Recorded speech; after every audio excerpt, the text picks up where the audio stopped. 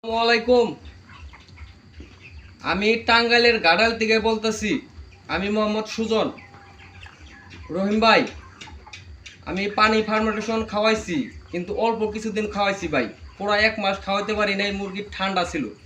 তারপর আপনি যেভাবে বলছেন, যা যা খাওয়াইতে বলছেন, ঠিক সেইভাবে খাওয়াইছি। আলহামদুলিল্লাহ, আমার মুরগির ওজন অনেক ভালো আসছে ভাই। বাজার অনেক খারাপ, তারপরও আলহামদুলিল্লাহ।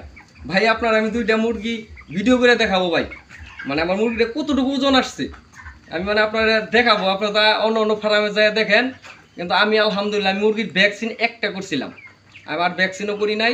আমার মুরগিতে ওষুধও লাগে না। আমি শুধু পানি, সাদা পানি, সকাল বিকাল শুধু সাদা পানি খাওয়াইছি ভাই।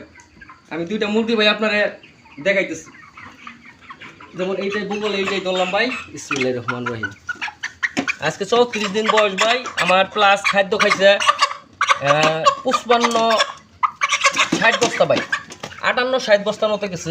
কিছু আছে, 1 বস্তা আছে, 60 বস্তা আনছিলাম ভাই। 2 কেজি 870 গ্রাম ভাই।